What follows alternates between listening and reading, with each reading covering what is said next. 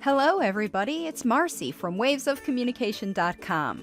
Welcome to another episode of my Language Facilitation Helpline podcast. The information in this show is designed to equip and empower parents to take action today. Parents are advised to never give away your power as your child's language facilitator to any therapist, teacher, consultant, or even to a specific method or strategy. And always honor your unique family's abilities and your own core values before you consciously initiate any action with your child. Most importantly, the strategies and advice provided here are general and not intended to replace personalized consultation. If you want individual coaching and advice, you should visit wavesofcommunication.com to learn how to work with me as a client. Forensic psychologist mom analyzes how Marci can help find her son's speech even with his rare genetic disorder. Hey everybody! On this episode, I'm doing my best to rise to the challenge the universe has given me with this very complicated case. This mom, who also happens to be a forensic psychologist, has offered to share her story on my podcast in exchange for some coaching and guidance to move forward in her complex situation. Their family lives in the UK, where mom works full-time at the hospital as a forensic psychologist, and dad stays home to care for their two sons. The boy we're talking about today is her 5-year-old son who has a rare genetic disorder that was only identified in 2019. This condition has caused a number of issues involving the gastrointestinal system, which required surgeries that unfortunately were not successful. All of this stuff manifested in years of severe pain and chronic vomiting with no effective treatment.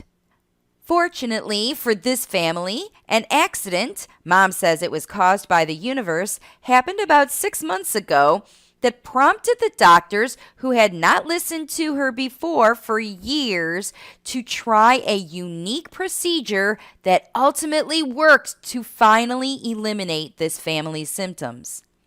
Now that their little guy is healthier, this full-time essential worker mom and her full-time stay-at-home husband have been watching my videos on Facebook and YouTube.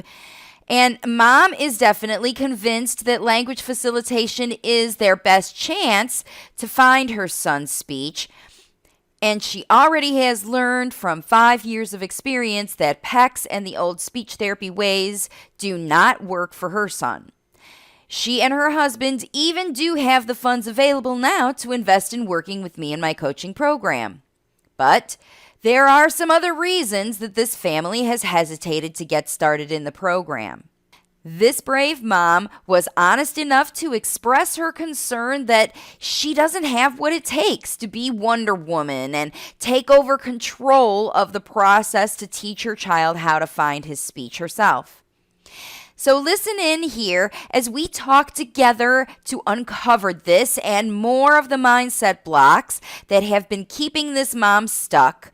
And also listen in as I explain the process that I use to guide parents to use their powerful connection with their child to transform the nonverbal communication that they're doing into unprompted spoken language and transform you as parents into language facilitators where you can make real change no matter how chaotic your life is.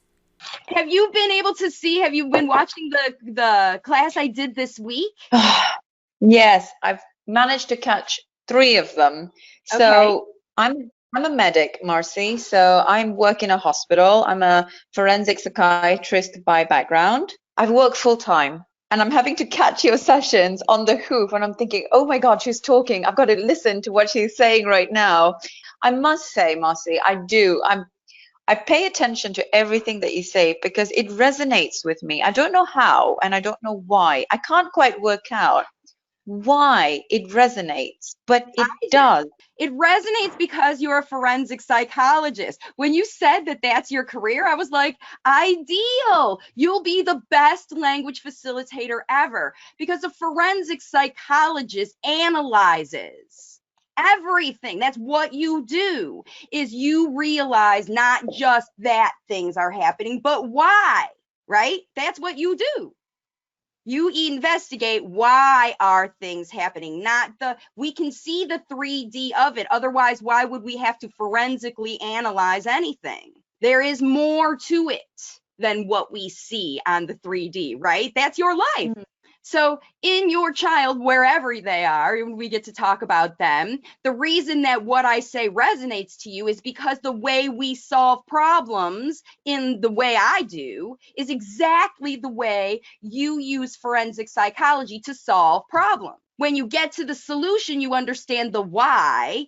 This person has a condition, they had this trauma, they had this experience, right? What blocked their natural, normal psychological function? Some impedance, right? Mm. It was an Mm. environmental impedance, it was a physical impedance, or it was an emotional impedance, caused usually by one of the previous two. Yeah. Right? Nuts and bolts. It's what you do every day, right? Think about your role, like your level of helping people is far beyond the tips and tricks of what you do. Like somebody presents with a massive psychological history and they want a prescription. You know what I mean? You're going to be like, dude, that's just the icing on the cake. Like, we haven't even figured out why you're having as many problems as you are. And most of them can't even be solved by this pill anyway, because they were environmental or emotional. That's why you resonate, because I work like you. It's not just, okay, we know what's wrong now. That's not why you do what you do, right? You don't just label the problem. You find the reason we dig so deep in a forensic situation, like that's not just, that's looking at the whole entire holistic picture, right? Everything about that situation, so that you don't miss any clues. Forensics, right? You would be a forensic, you would be the best. I love that you do that for a living. What a fun job. Oh my gosh, thank You must be you. a mental head something. Are you like an air sign? When's your birthday? I'm a Libra. Are you? Yes. 12th of October. You had to be. You had to be. Yeah. Oh, Marci. Yes. Yeah, that's my background, Marci. I'm a forensic psychiatrist. But my little boy, he's 5 years old now. And from birth, I've had a lot of difficulties with him, particularly from a development point of view. I mean, he's been through so much, and I'm saying this because, you know, when you talk about causation and etiology, the start, and when I listen to what you've had to say in our Facebook group about, you know, sometimes there are some things you're just gonna have to accept. That's it. You know, that acceptance thing, that's a massive thing, because you can't change what's happened, and I can't change what's happened, but I want to know, how do I better? Right. And I want to know, how do I better? Because the conventional stuff is not helping my little boy. That's, you know, that's it. And the conventional thing, I must say that we're not down ABA route. I mean, ABA is not very well known in the UK. Yeah. So we don't do ABA here. And I'm definitely, it doesn't resonate with me either. I'm thinking, no, I am not doing that. So who is Milo? Milo's 5. He is biologically mine and my husband's. He also has a half brother who is 10 years old, who has a life-limiting condition called San Filippo's. So his older brother is deaf, blind, immobile. Language-wise, we're talking stuff like that. So lots of. Is that of your child or your husband's child? No, that's my husband's child. Okay. All right. And the Okay, reason so I ask that, is because it makes a yeah, difference. You know, it makes a difference if you're that baby's mom. And does that child spend time in your home? yes, half of the time, half of the week. Okay. So Milo's Something to know. visual, yeah, Milo's visual for someone who is, if you call a little person, if you will, another child, would be his half brother. Yeah. Because of Milo's physical health, he suffered with severe reflux. We're talking like prolific vomiting, so much so that at 9 months old, he was fitted with a button, a peg. Yeah. So you know what a peg is. So Yes. he was fed predominantly through his tummy button Yeah. because I couldn't feed him. Keep him anything down. Yeah. He wasn't Nothing. getting nutrition. After the peg, was he also having reflux? Yeah. Yeah. Like we're talking, he was living in a muslin around his neck up until he was 4.5 years old, Marci. The past year, this has started to be resolved. Yeah, so it's the last 6 months. We went through life with very limited contact in schools because schools couldn't manage the pain that he was having, nursery. So his contact with other like normal little people were not there because he was in so much pain. He would scratch, he would bite, he would, those kind of behaviors of pain where you can't say, I'm in Sure. pain. Well, especially if you're nonverbal. Tell me about his communication during this period. How did he communicate? Obviously, he was physically demonstrating the pain that you could see, but what about basic needs? How was he communicating those things? None at all. No We're motivation. not even saying no motive. Expecting his needs to be met for him. Yeah, he was button fed. Yeah. So, But what about and what about curiosity needs? Like if he was interested in getting to something to explore that thing or watching tablet or something like that. Tell me about that. so this is interesting because since we had the redo operation last year in July, he started feeling better. Yeah. And what he realized was when he gets upset, okay, this is the bit that I didn't tell you. So we would do everything and anything under the sun to stop Milo from getting upset Yeah. up until this operation. Does that make sense? Yes. Okay, Because so every time he what? got upset, he would throw up. And you were trying to stop that anyway. Yeah. Plus, he Do you was sick. know? He was a sick boy. So you had to help him feel better. Any chance you got to get him to feel better, you took. Because what about a mama? That's the saddest thing to have a child who's uncontrollably, like you can't solve it. You're going to give them everything that you can. Of course you are. Of course you are.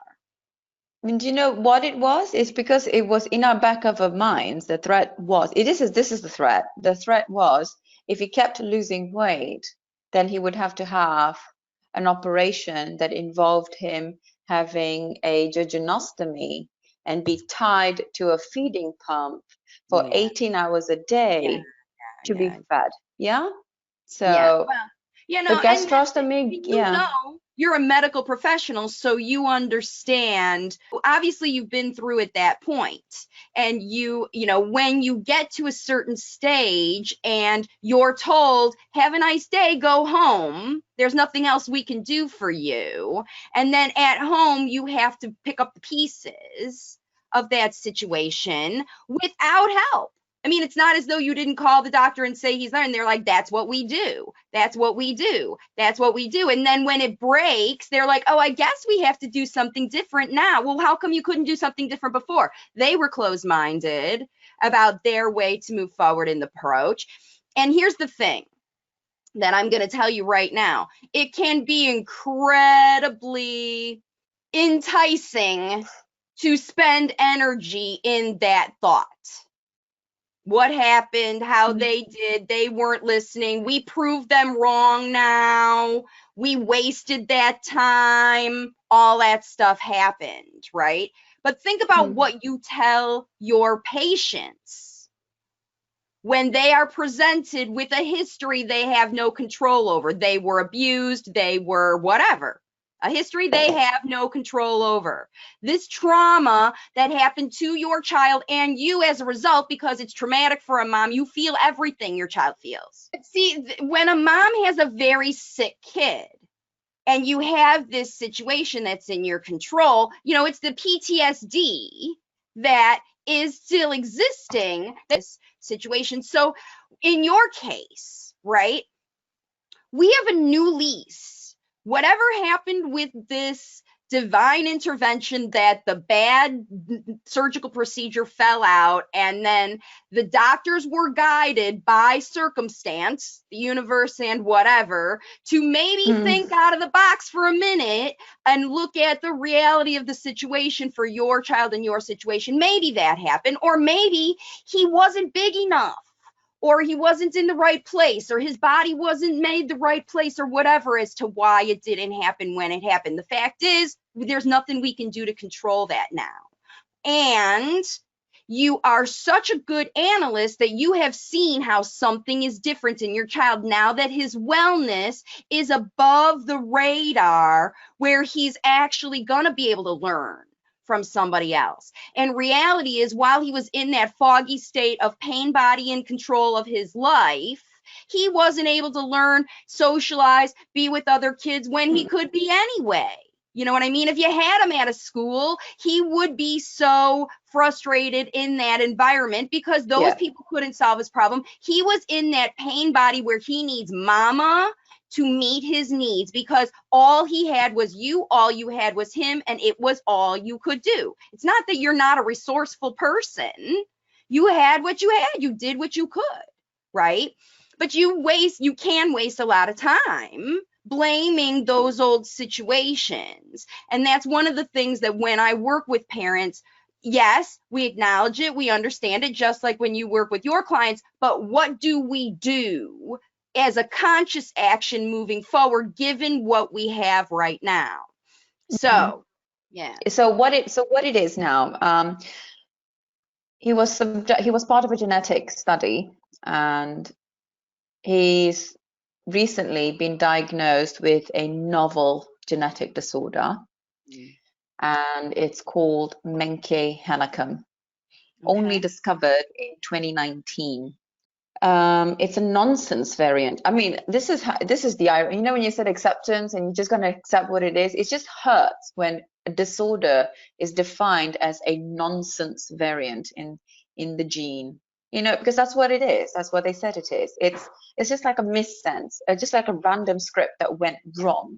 And with it is associated with it's a freak incident. It's not passed on by me. It's not passed on by my husband.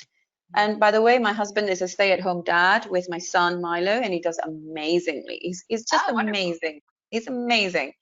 And I think we both carried it with us all of this time for not knowing what actually ails our son. And it's associated with learning disabilities, delays, speech and language delays, gastrointestinal disturbances. So, you know, like the random things that Milo was experiencing. There is this disorder that is only started in 2019, and nothing anyone could do about it. Nothing. They said, like, you know, it's only the mainstream stuff that you will need, like physio, like speech and language, like occupational therapy. Don't know what his quality of life, in, you know, for a mom to not know what his quality of life is going to be like. Is he going to be, in my heart of heart, Marci, maybe it's wishful thinking, I don't know. But in my heart of hearts, I believe there is so much in Milo that is just waiting to be unlocked. And you know, when you say for them to be able to share their wisdom and their knowledge, that to me is really important, because I see Milo there is something there. It's just knowing how to unlock it, how to get it out. Because he's so physically able, he's active now that he can test the limits. He knows that if he cries, he's no longer in pain. Now he can sustain the cry, sustain the tantrum, sustain, because he's not going to be sick. And he's testing. And There's some you are too clever for this because you know you could work me. You could work me. Yes. You can work your daddy. So Yeah. your his life is like, so because the threshold for pain is different now. It's a It's different. massive blockage. Yes, a massive blockage. I mean, you think about having to be, I mean, think about what that physiologically feels like to have a foreign body implanted, impressing on nerves every time you take a step. Okay. Right. And then miraculously overnight, it's gone. And when you move the same way that is a natural movement, suddenly it doesn't hurt anymore. And you're like, wait, oh my gosh, I can do this. Oh my gosh, I can do this. And I can do that and get over there. And then you forget. See, because that's what the beauty of chronic illness in children that happens is they don't know the difference between this chronic pain and euphoria. Chronic pain is their norm, right? So think about anytime you've had a long wait for anything, like maybe if you were engaged for a long time, or you're in school. School is a great example, college, right? You sign up the first day knowing that there's a lot to do, but graduation day is not going to be for 4 to 6 to 8 to 10 or whatever years later. You have to wait until someday you get to be the doctor working in the hospital or whatever. But you don't think about that because you've got stuff to do in your school and your stuff every day. And then pretty soon graduation day arrives and you go, wow, I did it.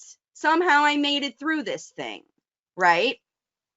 That's how development of everything works. You get an idea. Someday I want to be a talker. Like I want to be able to say everything on my mind. And that idea didn't even come to Milo until the other idea went away. Like, I just want to move again and I know it's going to hurt. I know it's going to hurt. And I just want to get there and I want to get up to the other side of the room and I want to go there, but I know it's going to hurt. And every day of your life, every time you want to do that, that distracting idea is there. People could be talking all around the world to you about the most exciting things, but you're not listening because you're thinking, I want to go over there and I know it's going to hurt. Now it doesn't hurt anymore. And he had to have a little bit of time to go, wait, it's still not going to hurt? Like it's gone away all the time? Same thing happened with the throw up, right?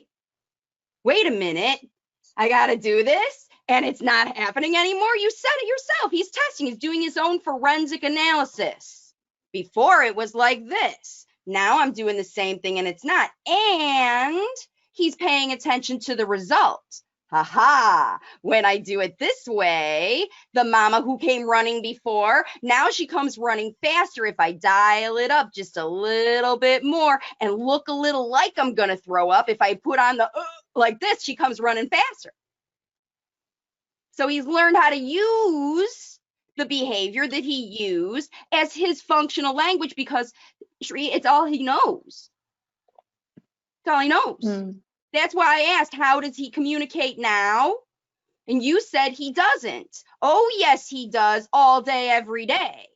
He triggers you to take action because that's all he knows. His whole life, he did a behavior. He triggered you to anticipate his needs. So now he's like, I'm feeling a need. What behavior should I pull out to get them to come meet it? How can I get them to guess me? Like what's in my mind? Because so far you have done your darndest to try and you've been successful a lot of the time. But now that he's an explorer, when he didn't care about anything besides the basics because he wasn't too distracted to even want to learn stuff, now that he cares about all this new stuff, how come you can't read my mind about the show I watched? How come you can't read my mind about the thing I experienced last week, Tuesday, that I'm remembering? But how come you don't know that? He doesn't know that you're not telepathic because you have demonstrated to him that you have been telepathic his whole life. Yeah, definitely. I mean, he takes your hand, he leads you to things. He used to throw it as in like throw it. And Yeah. I don't know what Get your throwing attention. would mean. Yep, You just know, to get but your attention, call your attention, because it used to be a scream or a cry or a throw up. Literally, what did he do? He threw what was in his gastrointestinal thing to get your attention. And now that he's not throwing out his gastrointestinal, he's throwing whatever else he can grab in his hands. It's the same action, same communication. When I throw, they come. I'm not throwing up my gastro because that system's not broken anymore. He doesn't have access to that trigger puke anymore. I've worked with kids like this. Back in the day when I had a kid who was in that situation, they had that trigger thing. They told me, and this is what they told me to do. 1980, I was still in college, and we had my first kid who was like this, probably had the same syndrome. I think it was Angelman, maybe they called it. It was a genetics deal, where they had some kind of gastro situation going on, and there were all of these pain body things. I mean, now that I think about it and I look back on that kid, but what they told me us to do in therapy was literally, we puppeted the kid through things, and the person who was sitting across from him, when he freaked out and hid his thing and triggered his throw up, we caught the thing and we shoved the bucket out the door and kept pushing the kid till he was empty. That's what they told us to do in school with kids like your son in the 80s. And I was like, how is this helping anything? But that's what they told me to do. And guess what? We got through a session, and after we left, that mom had trauma to deal with. And we did it as therapists in the old days. So if you take your son somewhere and they try to force him, he can remember that trigger thing and he'll pull it back. So if you try to push, like, you won't, because you realize that that's like invasive kind of stuff anyway, but you see how any kind of pressure is going to cause him to trigger some kind of a behavioral response. And that's what's going on with them. That's what's going on. So he is using, what's fabulous is all of that's ready. So what is he doing? What skills has he learned on his own in the past 6 months since he's been an explorer now? He's learned to, this is interesting, we have to hide the remote control in new places now, because he will go looking for them to find them. Because obviously when he was really sick, Marci, but it was literally, he spent his early life with a film on my husband's lap or his grandma's lap, being fed. And that's pretty much like, how it's been. So the TV for him is, a massive motivator. It's not that he doesn't have language, he just doesn't have words. There's no words, but it doesn't mean he doesn't have language. But I just don't know how much language he has. We get the whole hand thing, leading us up, pushing us like, from behind. All of this language is his intent to communicate these needs to you, right? It's all intent to get you, just like his whole life, to anticipate and meet his need. That's the purpose of all of it. And he knows that when he does a thing, you will react literally to that thing. You're throwing up because you want TV. I'm turning off TV. He knows the cause and effect. He's been watching you for 5 years. When I do this, mom does that. And he's been training you. The bigger the behavior, the faster the response. Like you said, he's learned how to work you.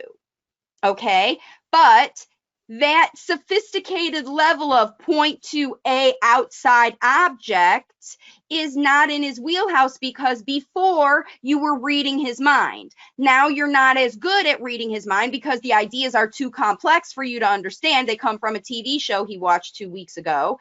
And because he's 5 years old and he has that memory now, he has all these experiences in there, and you can't tap into that. So he has to try harder to get you to guess him. And it's going to look like pantomime. The exact message. No, you're not understanding it. Look over here, mom. He's not going to point and tell you where to look. He's going to take your physical body and make you do what you're not doing yet. What you used to read his mind and run to him, now he has to go get you and drag you there because he wants you something more specific, you know? So he's making, and with kids who are chronically ill, that's what happens. It happens with every child, but the tower of language that you said he's constructed, it's firm. It's working for him. Is he a happy boy now that he's getting everything he wants? Oh yeah, he is. He's just happy to explore and do things, and I mean, obviously he's got a lot of sensory issues. You know, the whole touching things. Obviously, food. He's got a massive. He won't drink water. He won't drink water. He won't touch food.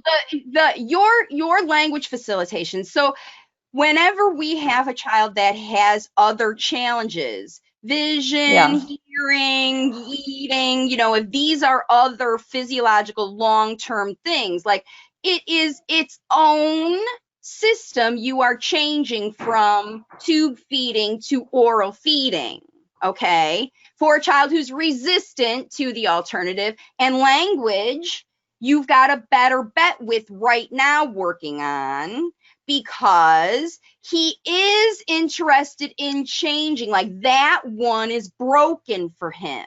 Nutrition, he's getting his needs met. He's growing now. Yeah. He's got the nutrition he needs to get the focus he needs to do the exploring he wants to do. As far as food, tasting yummy stuff and eating candy and all of that stuff, not motivating, not encouraging. In fact, no, truly.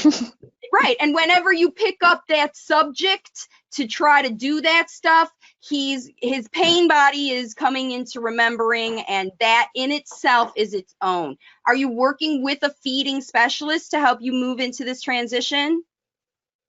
No. No. I mean, it's been a bit of a tricky one. So to get his educational care plan in place in this country has been very tricky. He does need, we have a SALT that works with him, but unfortunately it's wanting. It's not it's just not working out. And it's the methodology, the model, the way it's not enticing. It doesn't facilitate any, I mean, I'd use the word facilitate now because now it's in my vocabulary of thinking about how am I facilitating this? How are they facilitating this? They recommended we use the PECs, and we've been trying the PECs for so long, and it's not working. So now I just use PECs to just test his understanding of image and correlation. That's all I'm using the PECs for, and it's only for one thing. Can you just pick out the picture that looks like the TV? Yeah. I know we want the TV. I do. Right. Just show me you can pick out the picture of a TV, because I know what you want. We are going to go and get the TV. We are going to get the TV right now. But just pick out a picture that looks like TV. That's all I'm using it for, not for anything else. Not for him to go rifling through the pictures to go, you can use this and do that, this out, because it's not translating, Marci. It isn't. Yeah. And after all of the time to persist, that's why when I said, it's just what you've shared and what I'm starting to think about is it's resonating to, it's just, if it doesn't work, you can't force it. Why force something that doesn't work? Right. And how is that teaching him something new, a new something? So I know that computer programs, like, using the AAC tablet, it's just not in his hemisphere of thinking. He hates playing video games. It's not his thing. I mean, he can picture trace the alphabets on the tablet, and he likes doing that. But I think that's because it's a zone. It's a zone. Yeah, it's a zone. Now that I know what going in the zone means, to look for things that gets him into a zone, and I can share that zone because he takes my hand and he holds it with me, and then we're tracing it together. Now we're sharing that zone. That's amazing, because that's what we did 2 years back. we got into the zone together. Now he's independent of me. He doesn't need me in that zone because he only needs me when something goes, it just gets all messed up on the tablet. And then he says, and then he cries. And that's the thing. He cries to say it's messed up. Great. He cries. Yeah, that's great. But I know the cry is about it's messed up. That's right. And all of this is wonderful because, like I said, he's got a new system and the system is getting easier. When he had the pain body in blockage going on, you couldn't pick out the subtle things he was meaning by this more sophisticated nonverbal communication he's using now. Before it was a cry and you were like, is he hungry? Is he this? Is he that? Is he whatever? You had to guess. Now he's like, no, I don't want that. I want this one. I want this show. He's able to tell you even more specifically with his nonverbal behavior, and he wouldn't be so successful communicating at that level with anybody else, but he is with you and dad because he's been doing it with you and dad your whole life, so it works. Like I said, he's a happy boy.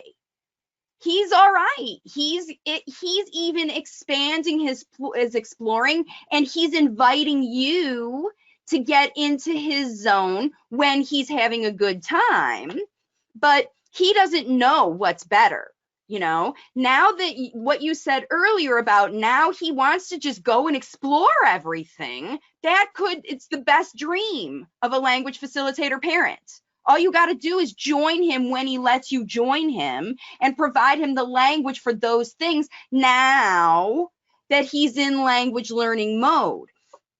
And what the speech therapist is doing now that he's in learning mode of any kind, because the pain is gone, it's all like, can I get you, now that you're in a learning mode, to do what I want you to do? And what you have realized is that now that he's in learning mode, why would you wreck that natural curiosity and interest in exploration for dirt or mud or ABCs or whatever he likes, because you've got some agenda of vocabulary because he's already 5 years old and he doesn't know any of his body parts. We got to teach him the body parts. He's 4 years old. He doesn't know the colors. We got to teach him all the colors. We got to teach him all the things, right? It's your choice. Which way? He doesn't know those things. You're right. He couldn't learn them until now. It's brand new learning. But what is amazing that you have that you didn't have 2 years ago when you did that zone learning is a child who has been listening with clear ears to talking his whole life. And maybe auditory processing is part of what's going on with his genetic disorder. So he didn't hear those words as carefully when they were spoken. He had pain body blocking it, and he had slower auditory processing with people talking fast, because every time he threw up, everything moved fast. We got to get fast. We got to clean up. We got to do whatever. We want to stop him from throwing up. You had to think, you had to always be on edge for when's the next projectile coming. For 5 years. Oh, Marci, don't remind me. Yes. It was. No, genuinely, it was. It was 4.5 years. Wow. I remember, working long hours, because I'm the sole earner for the family. So I work. My husband is a stay-at-home husband because he's a carer for his other son who's disabled. And then it's Milo. And then it was like literally hand on muslin. It was literally, our life was muslins, and it was just, and it was really fight or flight response, and you're like, and we try and keep everything very calm and not react and not, do the whole containment thing and whatever. But well, thank God. It's still, the inside, you're like, anxious wreck. I mean, it's horrible. You had to protect. And even your other son, who has a lot of needs, also perceives this anxiety in the household, because now you've got two, and you're in your heart of hearts, you parents are like, what kind of cards were we dealt? What did we do to deserve this privilege of caring for these needy children? in our life, and you asked for it. I mean, that's why we're here, you know, and that's why you're handling it and you're managing it, and it's going okay. And it's literally why I believe the universe has you talking to me, because I believe firmly that you have been through the ringer, and it's time to be on the other side of the hard work. Oh, Marci, yeah. It's time to be on the other side of it, to make an easy process that you enjoy, because yep, it's a long journey. There's that lesson has been firmly learned in your life, right? Yeah. You know it's a long journey. And what I know is that based on what you have told me today, and what I'm perceiving about your situation, and what I know about many, many families who I've seen, maybe not with this same syndrome, but with another syndrome that had another life-blocking kind of situation. And when these things get remedied, when kids grow and they can tolerate procedures, because, you know, think about, some kids are born, they can't even tolerate the heart surgeries they need, or the seizure, brain surgeries they need, and they have to grow. They have to wait until they get to be older, and their parents treat them like China dolls until they get to be big enough to be able to tolerate these surgeries. This was your situation. Instead of having a preemie, you had a baby who just couldn't keep food in from birth, right? So you had a China doll baby. You had no choice. Calm. How do we take care of a China doll? We keep a China doll kind of environment. Okay. And then guess what? You figured out your China doll's not made of China. He's made of titanium. Titanium. Yeah. Right? Fine. Yeah. The strange thing is, Milo, the theme song that I have for Milo is "I Am Titanium." Milo is titanium. Yeah. It's like it's like a theme tune. I am titanium. So, I mean, there's no coincidence. There's no, I mean, you and I were meant to talk for a reason. I believe that everybody. And when you meet, you know, if you decide to, are you thinking about working with me in my program? Are you, you know, what are you thinking about? Yeah, I need to know how I can help my son. I think despite being a clinician myself, I'm not Wonder Woman, Marci. I'm not. Nah, you are. Wonder Woman has a utility belt. Wonder Woman has that magic lasso thing. It doesn't all, you know, and how does she use that magic lasso, Wonder Woman?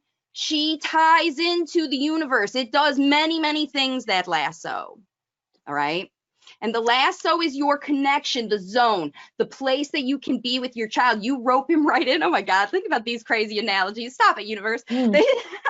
I'm such a wordy person. I tell these little stories. But, you know, all of it can be. Think about it. Why not? All that stuff they said in school about when they get to be 5 or 6, you know, you're looking at long-term nonverbal communication systems and all that stuff that they told us in school. I get a 5-year-old, 6-year-old, 7-year-old in a situation like yours. Like, man, you've got a brilliant child with a ton of vocabulary they already know, who is naturally curious and loves to be with you. What else do you need?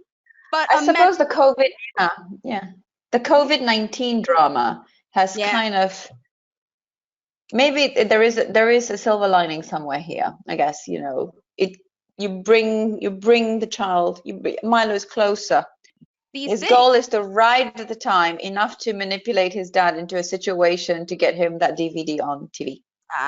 Well, but so he's addicted to screen. Yeah, and that's a thing. I mean, you know, it happens a lot with China babies. It happens a lot because, you know, back in the old days, when you had China babies, you just put them in front of a thing that dangled, and they sat in like quiet rooms all the time with, you know, the same music on background and stuff, or TV, you know. Now, when kids have accessibility to a tablet that they can have right in front of them, or a DVD that they like, you know, and they have attention to watch that stuff, it's easy to keep a family calm with technology, you know. And so you had it easier in that respect. Thank God, because you had to work full time and you've got another child who's massive care. You know what I mean? So you do what you got to do, but it's not impossible to break addictions, especially the little kids. They change real easy. We have to do it for it just feels that relying on externals to do it is, don't get me wrong, there was a time when I was praying for someone somewhere to come and say, this is the problem and this is how you fixed it. Somebody somewhere genetically diagnosed my child, didn't help me with how to fix it. No. So now I wish I had 27 hours in a day to do what I need to for my son, because I know we need to do it with him. Not we need to do it with him. So that's right. And we're doing it, but we just need to finesse it to evolve, you know, finesse it to tweak it to bring it forward, it forward. And we're not speech and language therapists. Right. We're not. I know I'm a forensic psychiatrist. My husband is a psychiatrist, but we're not therapists, Marci. Right. Yeah. Not therapists. Right. We want to be parents. Yes. Want to be parents. Yes. And all of that's true. All of that's true. To be a facilitator, as you say. Yes. I don't know how to facilitate, obviously. So I need help. I need to know how to facilitate, Marci. And I suppose that's what you've been doing for people watching the tube. I mean, I was thinking about the independent course as well, because I'm obviously background, I'm a studier. I can study and I can implement. You know, I can do that as well. But you watch and then you read and then you hear what you say and then you guide people. You need the guidance. That's definitely the case. So if you're asking me where is my head at, Marci? My head is that I want to know how we can work together to help me, a mother who doesn't have a lot of time with her son. I genuinely do not. Yeah, what I think I'm hearing is that you want to become a language facilitator parent and know how to facilitate language even in your busy life, no matter what it is, because your life is what it is. You are the one who goes out to work. Dad is the one that's home. There is another child with a lot of needs who comes and goes from your house. Some days he's there, some days he's not. You know, you have a stepmom. There's another mom that's in that situation. There is lockdown. There is coronavirus. There is eating, you know, and all of these other things that are going on. And moms like you, I talk about, they're the ones that have all those little posts with the plates spinning in the air, and you've got all these plates and you're too busy. Is this plate spinning? And then it's going and you're over here and you have to multitask. You have no choice because your head is always thinking about these things. So here's how I work with families like you. Okay. In my program, what I know about language facilitation, in order for it to be effective, is the right words the right way at the right time need to be modeled to the child when you're in the zone together at a target of an average of 2 to 3 hours per day. That's all you need. 2 to 3 hours per day. Because think about it. If you were going to learn to knit, ride a bike, swim, anything, and you had conscious effort in the zone, 2 to 3 hours to practice a day, and you were a 5-year-old kid moving into a new thing, you would learn something. Right? And you as a parent, if you are going to incorporate 2 to 3 hours a day between you, like I said, it doesn't even have to be each of you, just between you. 2 to 3 hours a day of language facilitation time. And these 2 to 3 hours are not in 2-hour-long chunks.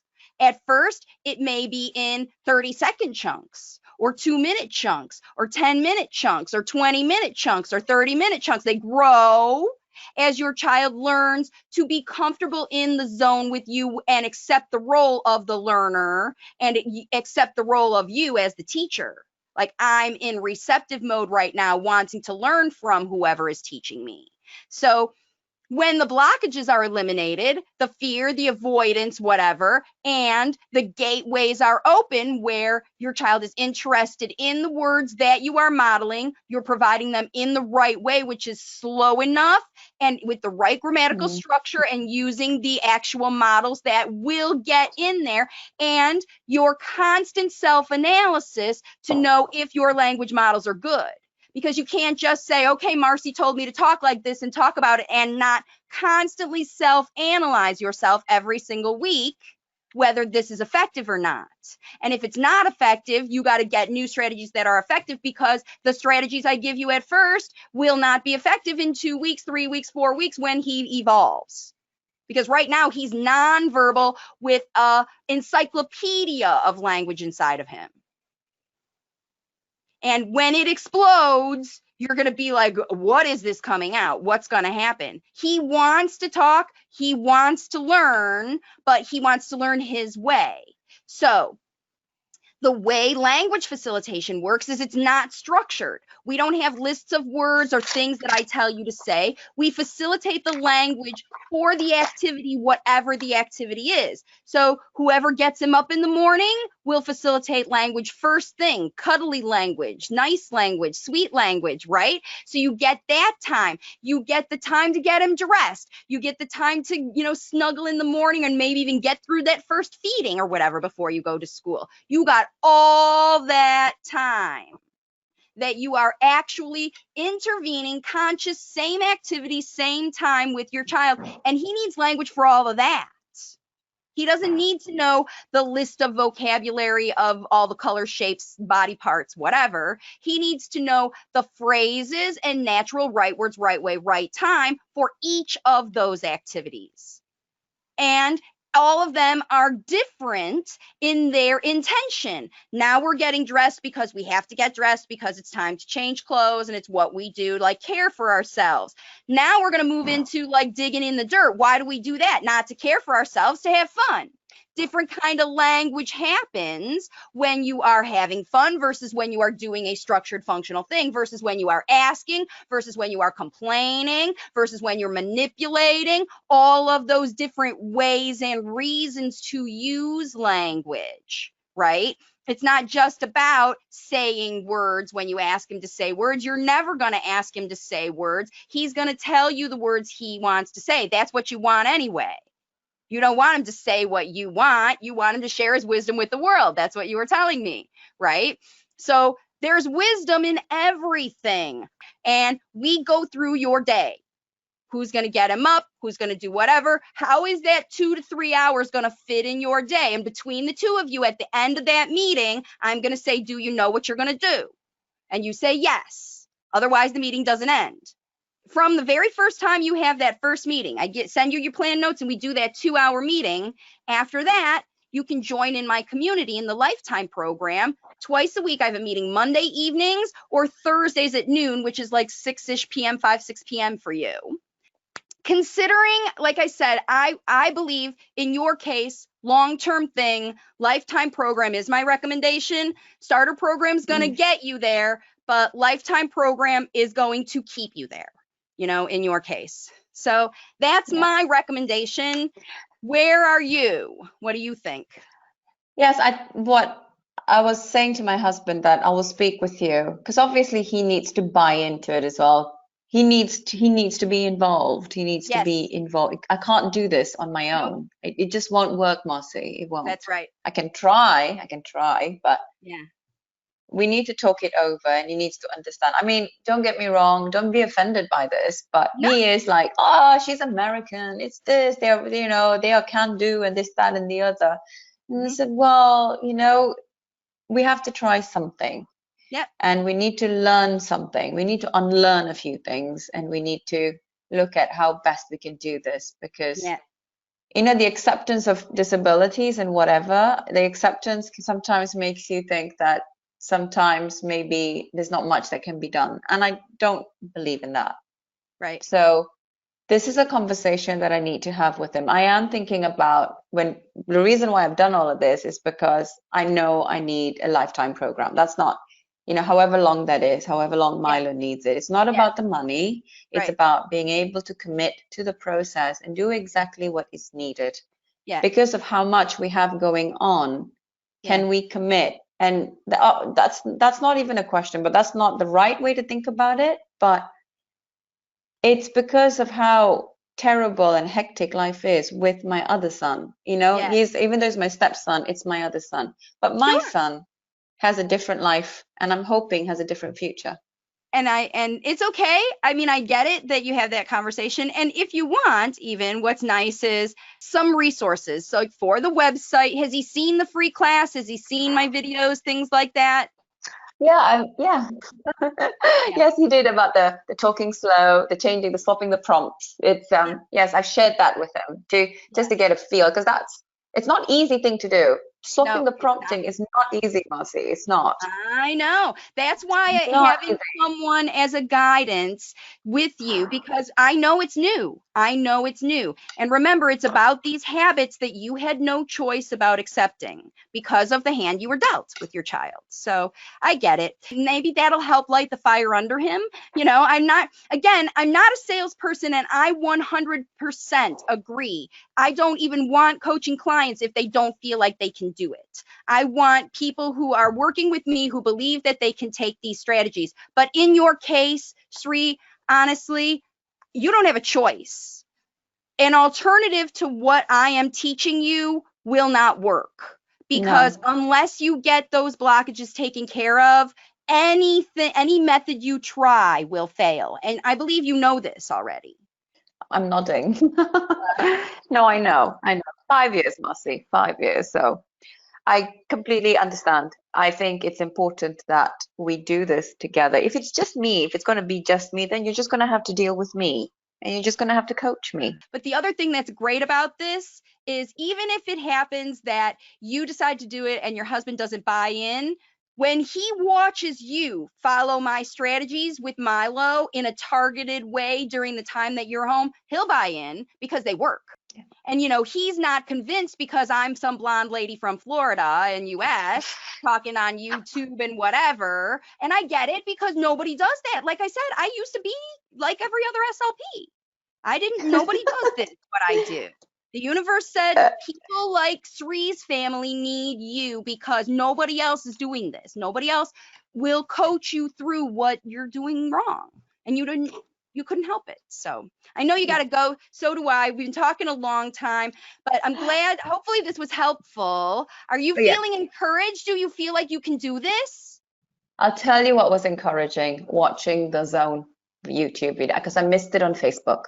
I missed it on Facebook. So I couldn't join in because I was working. So, and then the 24 hours, and then after that, but then you popped it up on the YouTube, and I thought, I'm gonna have a look at this. And that's that.